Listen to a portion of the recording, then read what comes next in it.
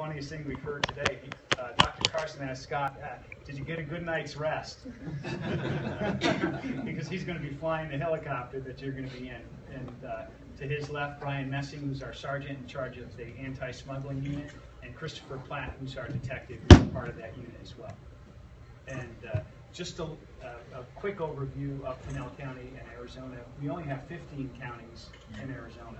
And so you look back east, North Carolina has 100 counties. A lot of states have a lot more. And the difference, because I originally came from Massachusetts, the difference between a sheriff's office in some states and here is very stark.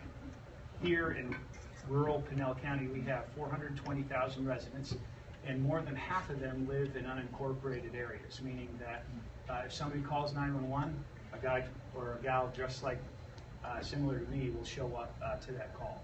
And we're tasked with additional duties as well because of the sheer size. Our county is larger geographically than the state of Connecticut.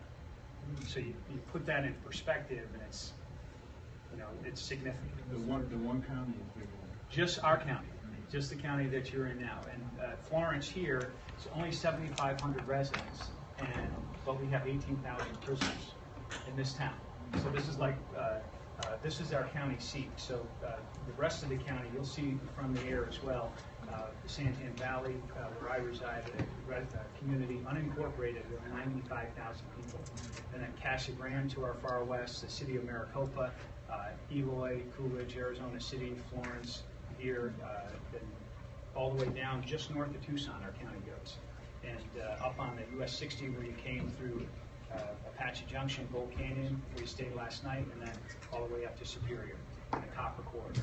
So we've transitioned quickly. Our county population has more than doubled in the past 12 years, and we're part of the Sun Corridor. So it's a high growth, fast growth area, and even for somebody like myself who was a transplant, moved here from another state, gets elected as a sheriff, and that's a sign to go from 180,000 people to 420,000 people in a pretty short period of time. So a very fast growing area.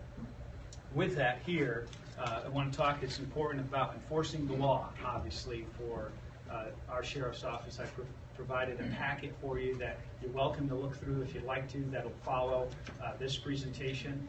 And this first slide, I wanted to point out to give you a sense of here in blue, this is the Tucson sector, and map of the United States, but this says 2010.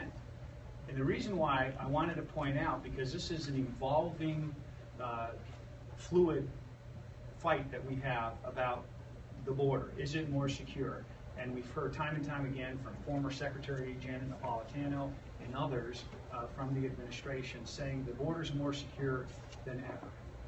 And that we believe, and we wanted to submit to you that that's not the case, and that is false. And that sadly lulls the American people into a false sense of security, not just for the illegal immigration issue, the drug cartels that we're fighting, we're going to talk about that, but far more important that we want you to understand and consider throughout today's tour is the threat that we face from the enemies of America, from ISIS and others who would harm our country.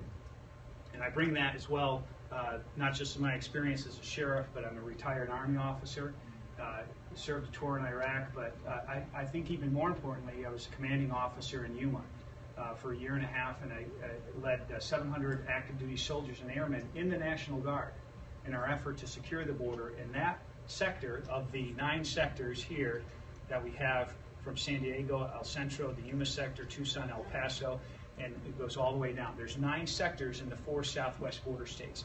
At this time, in 2010, you see the numbers here, and you could probably read it closer in your packet. 241,000 illegals apprehended in 2009. In 2010, there were 212,000. And the numbers I'm going to show you currently are far different. And this shows you how fluid this push is. Clearly, with numbers like that, that's what we call in law enforcement a clue, right? That the border's not secure. Here's the most recent stats by the U.S. Border Patrol, and I wanted you to take that packet with you. And I also have a 4-page, more detailed packet that I wanted to present you here that you can take at a later time when you're having a tough time sleeping. Not that you would during this effort, but so you can look through that. And I wanted to point out, these are all the sectors for every part of the United States, and it shows the coastal sectors. You have the 6,000 miles of border with Canada, and then the southwest border, because I've even had direct conflicts with Secretary Napolitano talking about the southwest border, and she said, Sheriff, I'm the Secretary of Homeland Security for the whole country, not just the border with Mexico. And she says, what about the Canadian border? And I shot back, I said, Madam Secretary, we don't have 1 million people rushing across the Canadian border, right? And this is the evidence for that. And I wanted you to have that document, just looking at the total apprehensions here, the staffing, and then you're looking at these numbers, 3,000. Look here, the southwest border, Doctor, is 500,000 people, okay? And this is the ones that we know have been apprehended.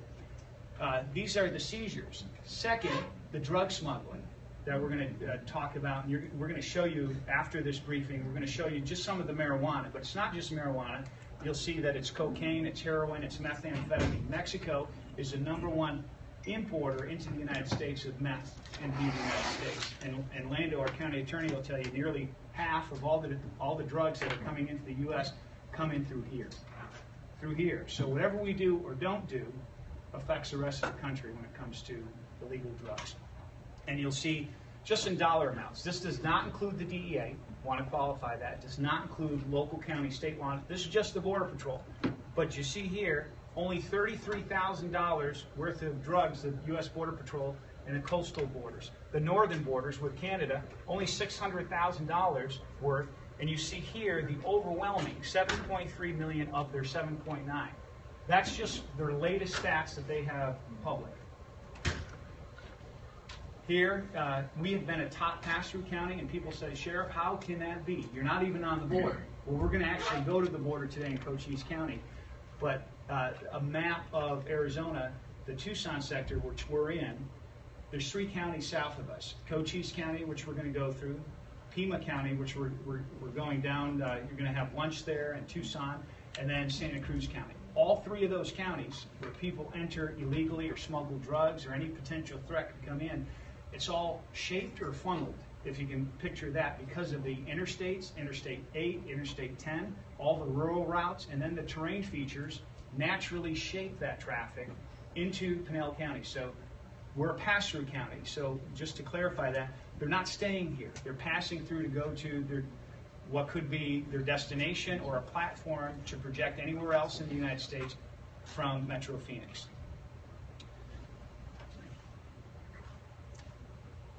U.S. Border Patrol. This is an important fact here. U.S. Border Patrol, I've asked the agents in charge, not just here, the highest officials in the government, tell me, and I've had public town halls with them as well, and I said, I want to hear from you, what's your stat of how many get through?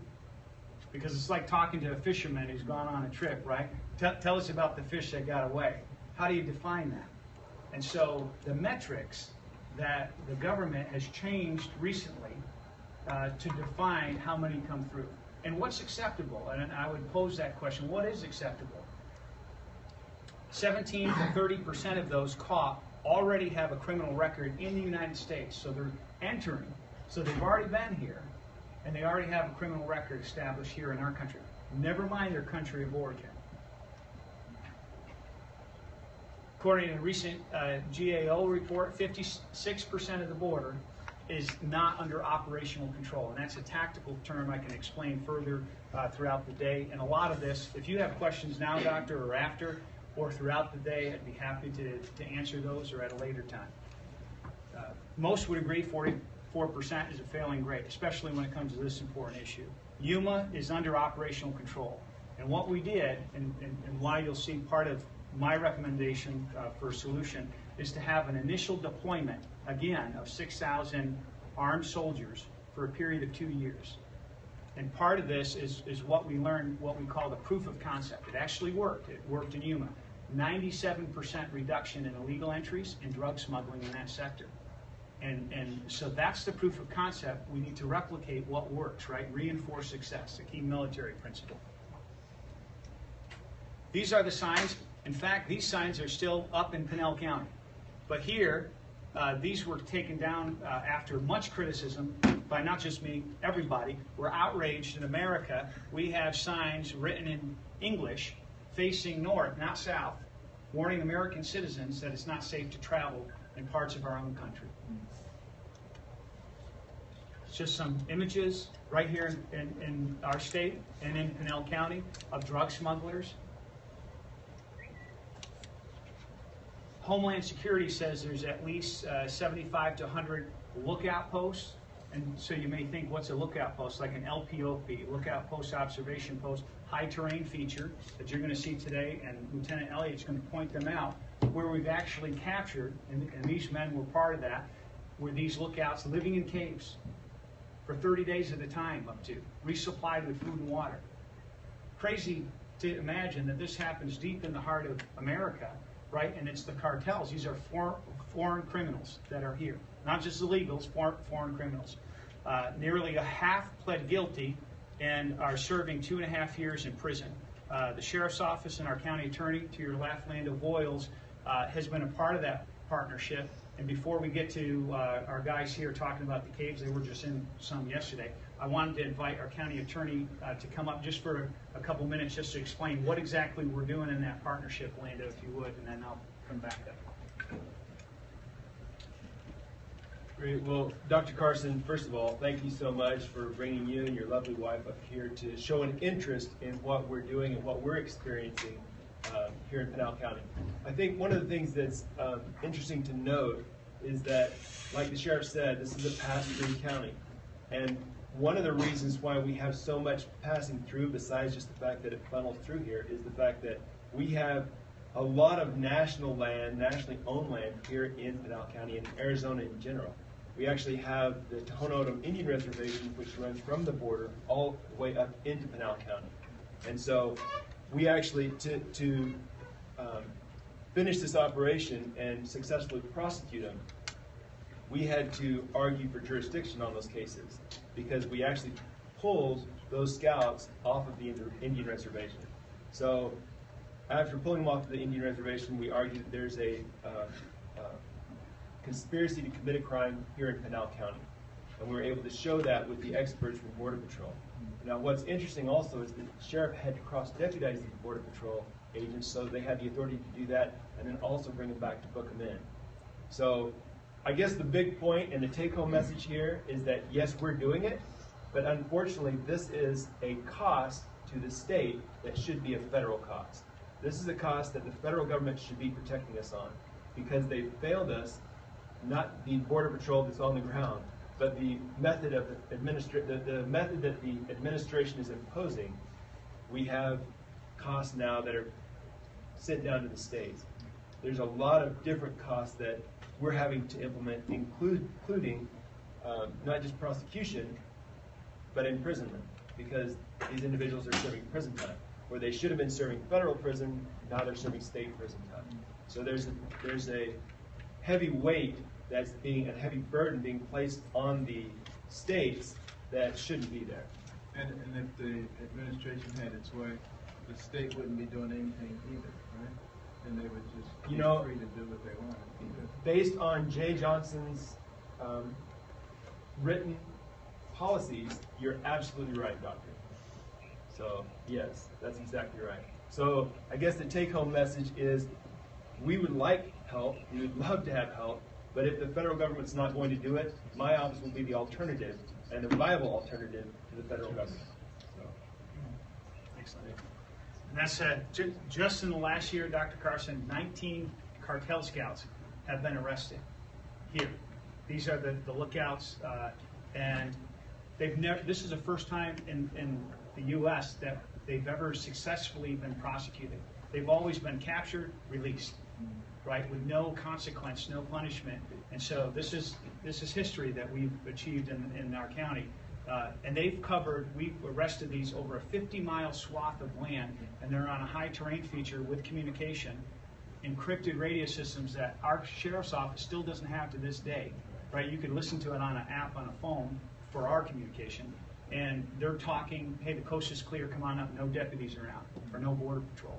But when you put them in Yes. jail for 2.5 years, when they get out, don't they just go right back to doing it? Yes, sir.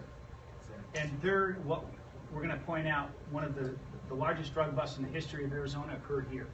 And what happened, they reconstitute nearly immediately, because these are billion-dollar operations. These are the faces of the actual cartel scouts here. What do you find in a drug cartel cave? Here's what you find. I'm going to invite now Sergeant Messing and Detective Platt to come up and just stand here so people can hear you here as you're talking. Just give a couple minutes about what exactly do we see, what do we find. Some people think this isn't going on, right? And here are the caves. Tell us. The biggest thing about the scouts that people think is because they're living in the mountains, they're not organized.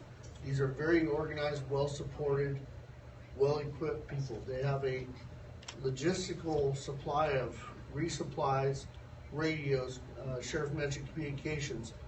They have a very complex system, digitally encrypted, roving radio. So if we would get it, and we would get a wire written on that, in a matter of an hour, they could change radio systems for the whole thing from here all the way back down to Mexico. When we go after them 2 years ago, a year and a half ago, they would sit on the mountain and wave at us, do whatever, they didn't care, we're up there. Now with our efforts, they hear a helicopter coming, they're running. And they hide and they get. But the biggest problem we're having is we're arresting them, getting them off the mountain. 2 days later, we're having to hit the same mountain again. Because if our resupplied, another group comes in, they're taking back over them. I'm not suggesting anything with this question, but if you shoot them, what's the consequences to you? Civil rights violation. We go to prison. They haven't done anything to it. I mean, nothing that justifies that use of force is there. Yet the problem is in Mexico, their use of force against officers has grown tremendously. We haven't seen it as much in America yet, but it's coming. We know it is. I mean, they've got rifles, they've got young kids. Solar panels. Solar panels, what yeah. else you see? Solar panels up in the upper right are designed for the repowering of all their radios and all their radio systems. Not necessarily for food or anything like that, but for running that. You'll see in the lower right corner, they're all wearing camouflage so they can rock up. And they have actually, and you see up this upper left-hand corner where they're living at, they would jump into that, throw the rocks over top of them, and we actually have to go through and pull rocks to try to find them. Do that. Now, if you had a drone that was equipped with missiles and you shot it into there and it blew it up, what would be the consequences to you? We'd go to prison. So. We don't have any drones in Pinal County, and we don't have any missiles. But this is where, and part of that, and you guys can sit back down. Part of that, Doctor, is that, you know, this is what I hear quite often, in fact, from residents of not just the county, of our state. People are mad. People are outraged that, is this really happening in the United States? We're talking about, you know, the wars in Iraq and Afghanistan, and this is similar tactics. You know, they control terrain features, high points, in order to move their criminal operations. And so people have suggested actions, extreme actions from us. And this is where we said, how in the world did the sheriff's office end up fighting this? This is the job, if there's anything articulated in our Constitution and the responsibility of the president in this country, is to secure the border and defend our country from criminal activity like this. Here's what I mentioned earlier, Operation Pipeline Express. This happened about two plus years ago now. The largest drug bust in the history of Arizona, was one of the largest in the nation at the time. Nearly $3 billion. It was estimated over a period that they smuggled just through here over 4 years. And this isn't just people think it's marijuana. It's black tar heroin, even heroin now. We're finding open source intel. It's there, so I'm not sharing state secrets. They're replacing their cash crops on certain land with marijuana to grow poppies. They're growing. It's no longer just in Afghanistan. They're growing in Mexico, and most people have no clue this is happening. So the heroin epidemic that's going on across the country, it's just not here in our communities. It's all across. This is where it's coming from. Chapo Guzman, who you know, this guy escaped prison for the second time. He's the head of this network that they believe they control this area of America, right? And so that one day we arrested 76 individuals of this cartel, 108 firearms. And they weren't just carrying, I'm carrying a 40 caliber Glock. They were carrying scoped rifles and AK-47s. And 2 of these we traced back to Fast and Furious. So the 2,000 weapons that went down under ATF, the Department of Justice, and this whole thing while Eric Holder and Barack Obama were blasting our Second Amendment freedoms, they were a part of this operation that funneled through our state. It didn't happen in New Mexico or California, our state, to the cartels. And this is proof for you that they're using these weapons, bringing them back, potentially being pointed, these barrels, at our own law enforcement in America. Outrageous. This is video in Pinal County, and these are not hikers backpacking, enjoying recreating. These packs of marijuana, how much do they weigh, Chris? Usually in between 40 to 50 pounds. 40 to 50 pounds. It could be a 3 to 5 day march from Mexico on foot. And these are called mules, right? Yes.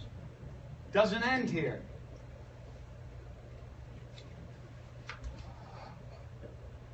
He has a radio. They coordinate. They even put cameras up.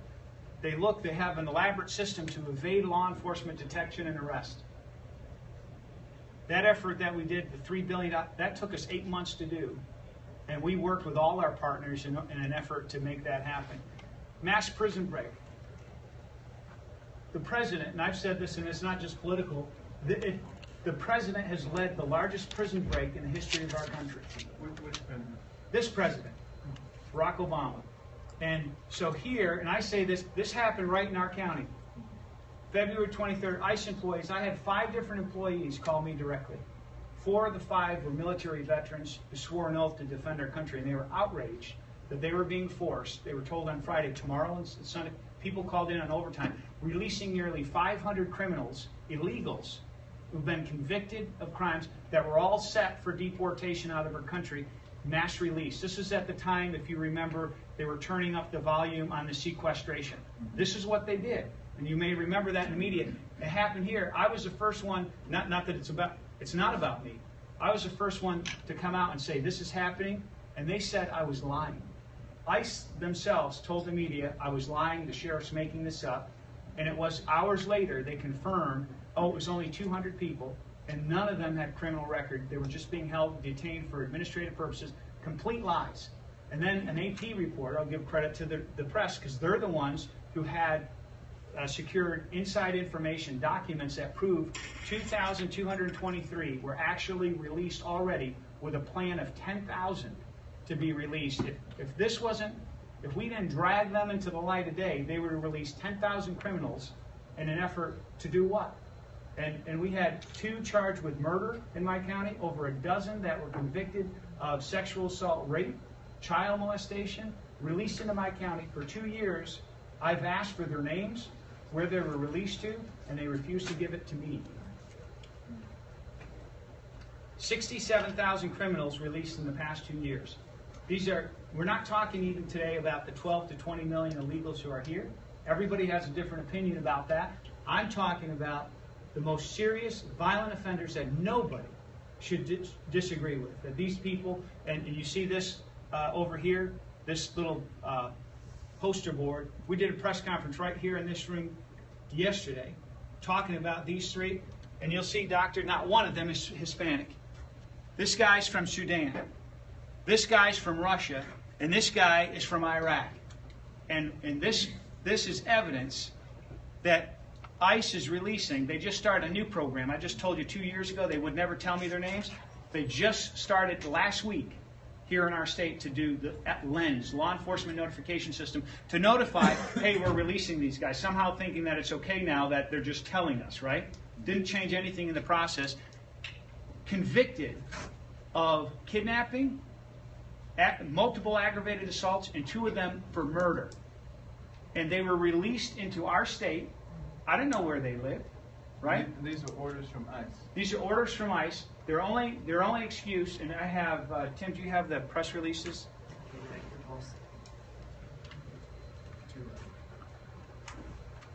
Here's the information we put out yesterday, and it's double-sided. And joined at the same day we released, the sheriffs of Arizona unanimously said, this is outrageous, and we stand against it. It's crazy. It is crazy. And so this, I wanted to point out a couple things, because everybody says that it's Mexicans and it's Central Americans. The whole system's broken. The fact, here's their excuse, and we highlighted on each of their rap sheets.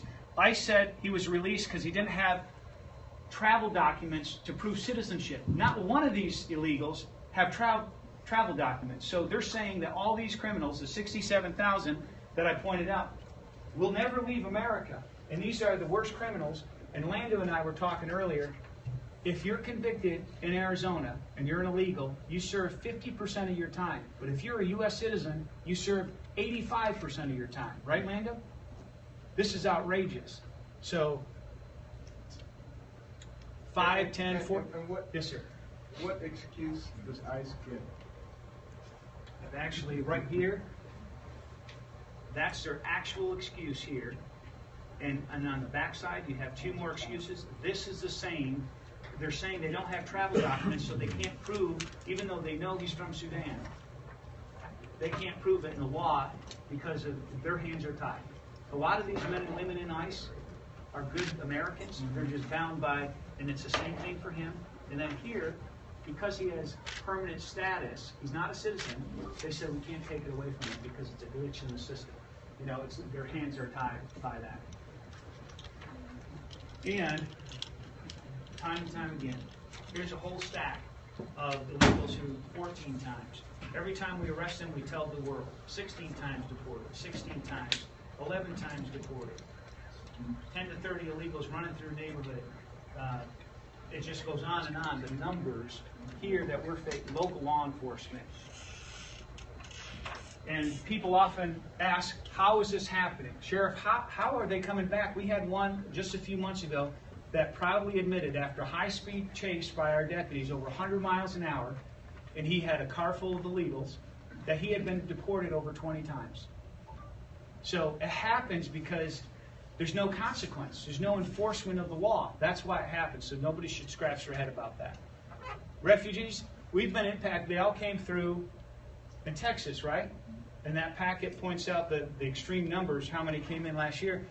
They actually flew to our state of Arizona, in our county. 40 plus of them in Pinal County are still here to this day. And what we've said is the most compassionate thing to do is reunite them with their families back in their country of origin. Because if we continue to allow this, it's like putting a neon sign at the border saying, we're open, make it to the border and you're home free. Jay Johnson's 6-page memo, and this is where I have this.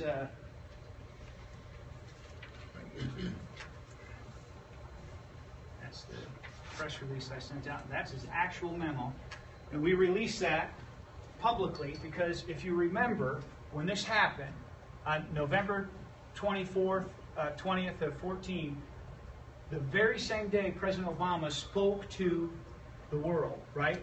And if you remember what he said, and this is where nobody's capturing this, he said, if you've been here 5 years or more as an illegal, which is only about 5 million people, which is false, that you have deferred action and you have a work permit.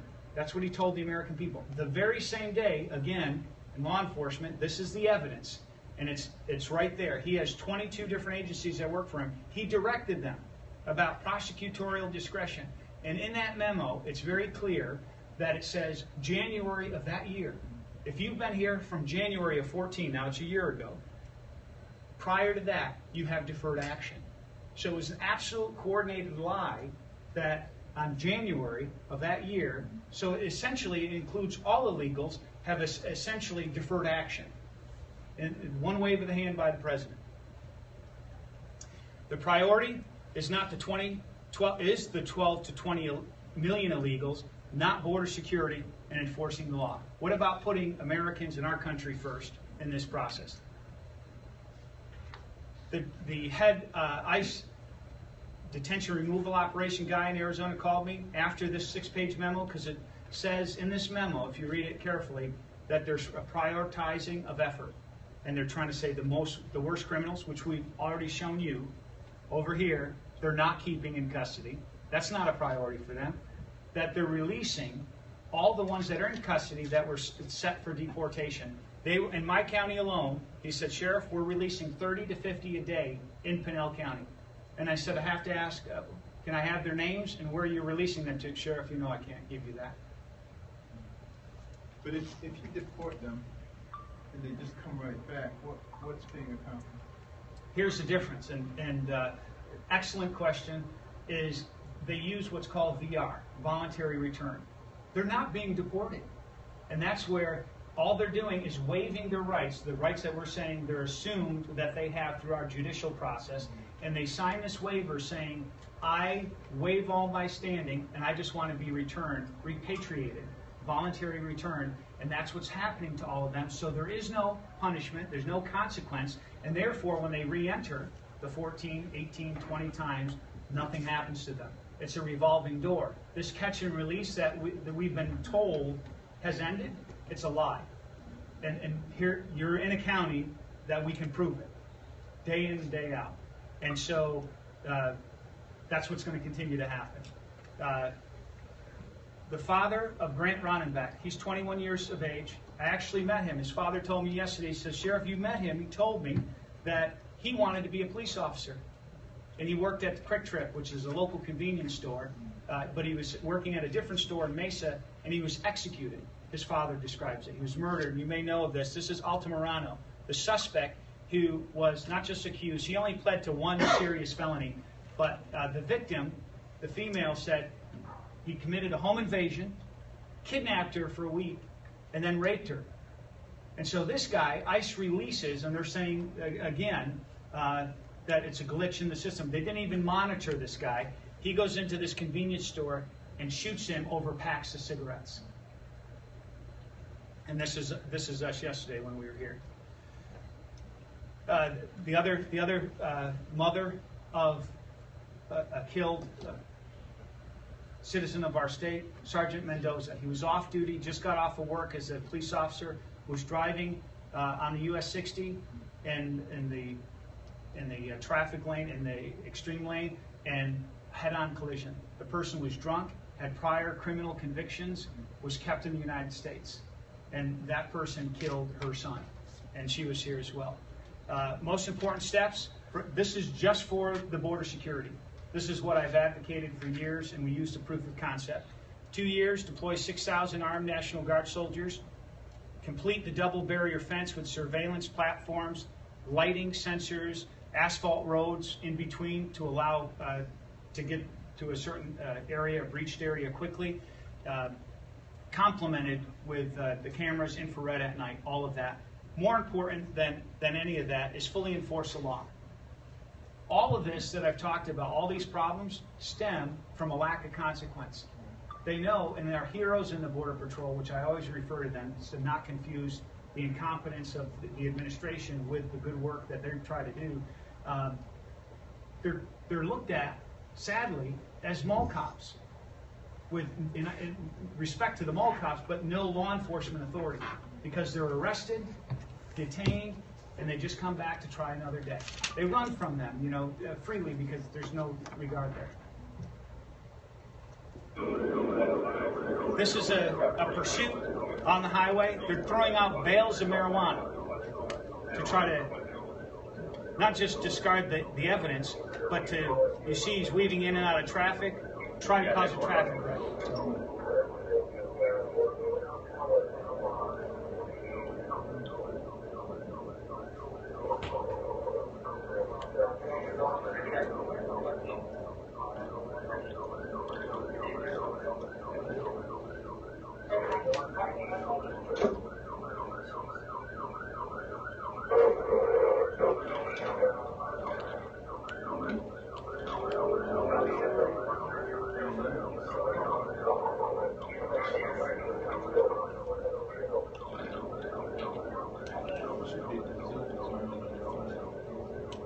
We're not going to drive this way today.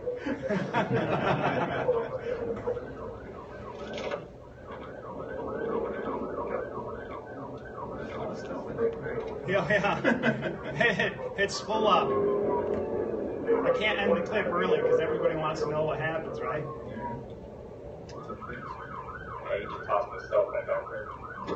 We flatten their tires with spike strips. This obviously puts not just them, but our deputies in danger and the public in danger when we do this. What do we do? Not pursue the criminals?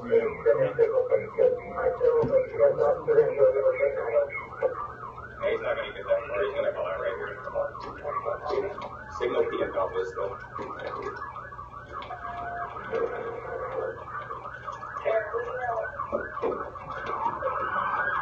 And the foot pursuit is on. You can't shoot him? No. Now, only the fleeing felon rule is if we know that they pose imminent threat to life of somebody else, like they just committed murder, and we know they're still armed, and they're likely to harm somebody else or another officer. Right? How about tranquilizer dart? Absolutely. But the thing is, anytime we've got to believe that they're armed with lethal force. So our deputies are drawn when they're pursuing these people, shouting commands, giving orders, and so that's what happened. A couple things we're going to do, not just for your information, for the media. We're going to leave here, minus if you wanted to speak first, or we have a couple connexes. We usually have anywhere from 20, 30,000 up to 40,000 pounds of marijuana that's here. We just sent about 15,000 just this past week for destruction. That's just the marijuana. But methamphetamine, cocaine, heroin, that's apprehended. But I wanted to show you that, and then some of the backpacks that they actually use. And then as we walk from there, Lieutenant Elliott's going to give you a safety briefing, because you and I are going to get on the helicopter with him. You're going to sit in the front seat, in fact. So it's up to you, Doctor, if you want to just go and do that, or if you wanted to talk from here and answer any questions. I will answer some questions. You got it.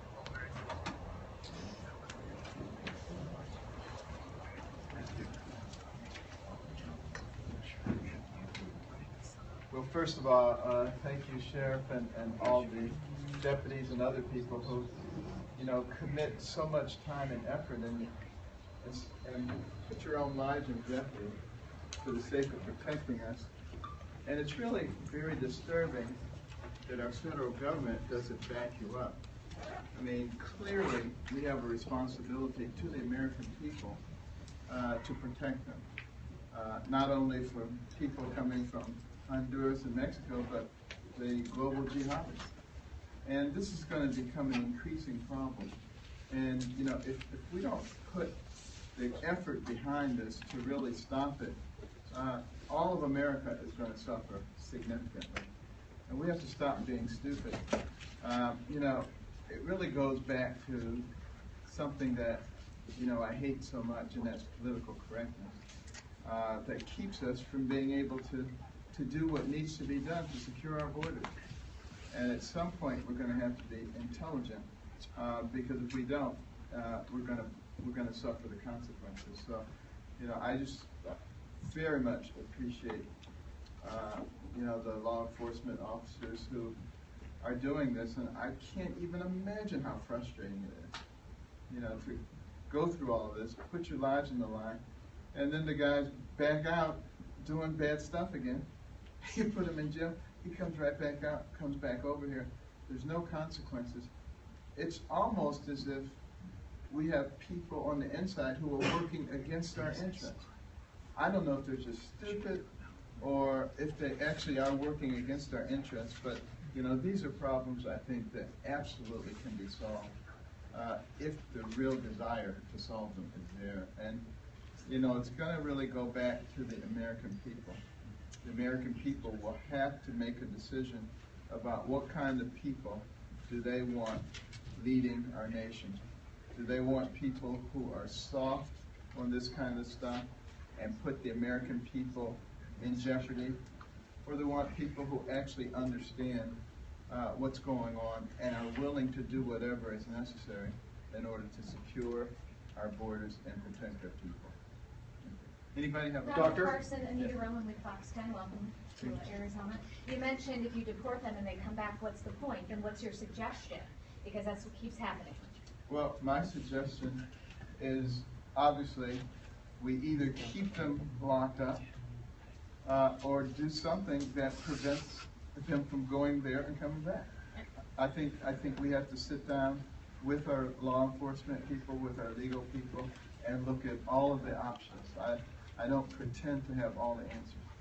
Dr. Carson, if you were elected president, would you consider using drones to do missile strikes on these drug cartel lookouts? I would certainly consider utilizing drones for surveillance, and I think I would want to discuss with Congress having real military authority to secure our borders and to do what is necessary in order to do that. And if that requires getting rid of some of their hideouts, I'd get rid of their hideouts. Absolutely. So, Doctor, you made a couple of comments earlier about the hideouts that they had, the high-speed pursuit, about using drones with missiles and bazookas. It's already a war on the border already. Are you suggesting that we escalate to military action on the border and start I'm suggesting that we do what we need to do to secure the border, whatever that is. So you're suggesting drone strikes with missiles and bazookas? I am suggesting that we do what is necessary to secure the border. But you didn't make a statement. Excuse me. That's one of the reasons that we have military experts, and we have to utilize them. Having civilians, obviously, who don't know anything is why we're in this situation right now. We need to take advantage of the people who know how to do it. Amen. Dr. Carson, what's your opinion on the construction of the wall at the border, as some other GOP candidates have discussed? Well, I think we can, in some places, use a wall. Some places we may use a fence. Some places we may use actual personnel. We may use electronic surveillance. We may use drones. You know, we have a lot of very secure installations in America, and we use lots of different ways to keep them secure. All of those things are available to us. And Dr. Carson, you'd mentioned that political correctness is getting in the way of enforcing the shutting down the border. Could you be more specific and expound a little bit more on that? Yeah, we're more concerned about the rights of the criminals than we are about the rights of American citizens. How's that political correctness? Because if you're like one of these wonderful people, then obviously you make sure that the criminals are taken care of. That's craziness. 2 more questions because we're behind schedule. Anything you're going to be looking for specifically based off of the briefing you got here from the sheriff when you're on your tour? I have an open mind, and I'm looking for, first of all, what is secure and what isn't secure, getting some idea of how much of the area is not secure, and I'd be very interested in their suggestions for how to secure it. And you called for the ending of birthright citizenship. Are you concerned that this is going to break apart families? I think we're smart people, and I think we can come up with appropriate ways to do things. But for a woman to be pregnant and say, I'm going to go over to the United States and have my baby there so that I have an anchor, that's stupid. Why would we fall for that? That's craziness. You know, there's so many things that we do that just don't make any sense. A little common sense would solve so many of our problems. It seems like we're allergic to it. But does this break apart families? We can keep families together. And if they came over here and did that, we can still keep them together by packaging them up and sending them back. So you agree with Sarah Palin on that? I agree with me on that. Mrs. Carson. Thank you. Yeah, okay. All of us together, okay? You want me to hold on? Yeah. And all the media is welcome to follow us out. Well, we're going to see some marijuana packs. And yes. Tim, this is Jack Boyle. Yeah, absolutely. Stick with the sheriff.